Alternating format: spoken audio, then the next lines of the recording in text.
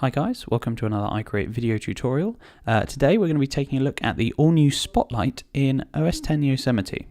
In the new operating system, Spotlight has been given a huge number of new features, and we're going to take a look at some of those today and talk you through how to get a little bit more from Spotlight and show you a few features that Apple didn't mention in their keynote.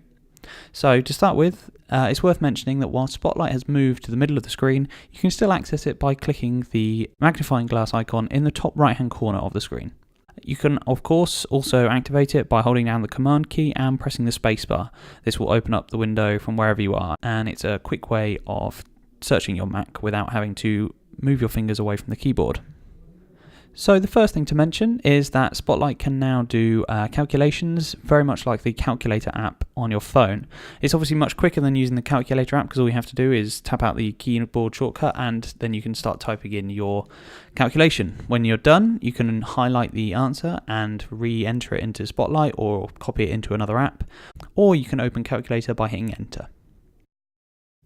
Spotlight has also gained some new abilities with the App Store.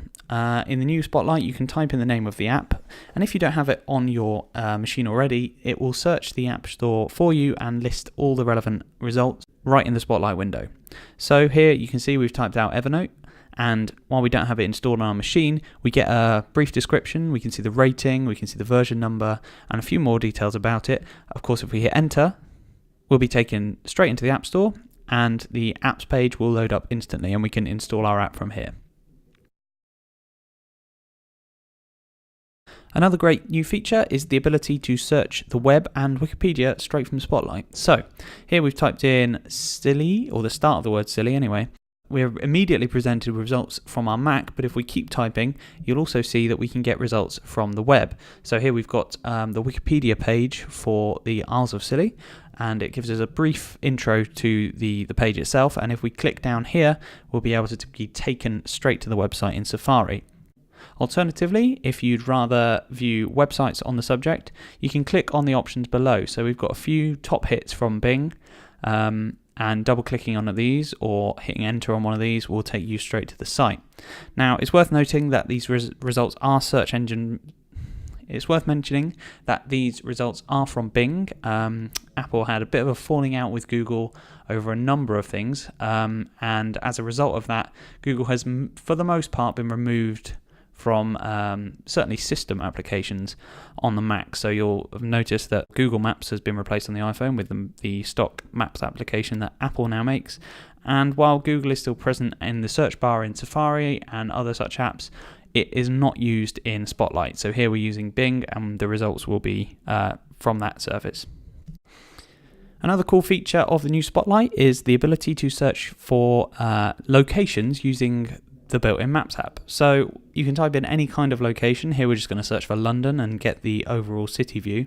And obviously it searched the rest of our Mac for other results, but if you hit the Maps option, you'll see that you can get an overview or a small snapshot of the map. You can also see that you can get directions to here and directions from here.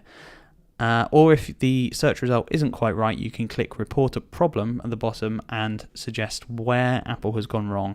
Maps is obviously still in beta, so it's still in development, and if you have any issues, you can report a problem. For now, click on directions to here. We'll just show you how this works.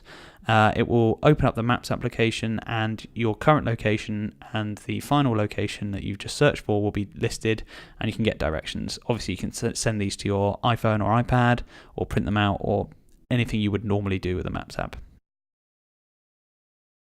Of course, what Spotlight is really good for is finding files on your Mac. So, while we've searched here, we've searched for our friend Alison, and here you can see we've got a phone number. We don't have our iPhone connected to this Mac via Wi-Fi and continuity at the moment, but if we did, we'd be able to make a FaceTime call or make an audio call through our phone to Alison. Alternatively, we can just view her contact card if we need to make a call from somewhere else. But if you scroll down the list on the left side of the Spotlight results, you'll see that we also get files that match the name on our Mac. So here we've got a photo that we've used for the contact page or for Alison.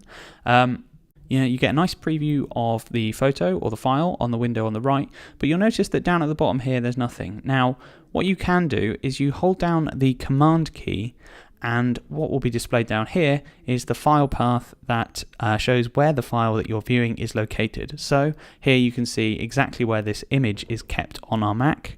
And basically what this means is you can either very quickly find it on your Mac, or you can remember where it is for later reference.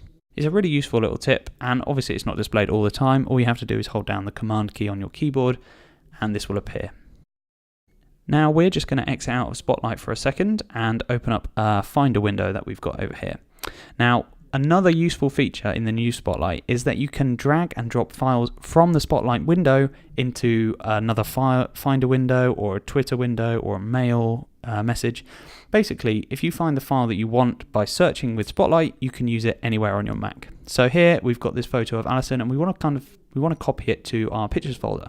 All we're going to do is drag and drop it from the Spotlight window into the Finder window, and just like that, it's added to the folder.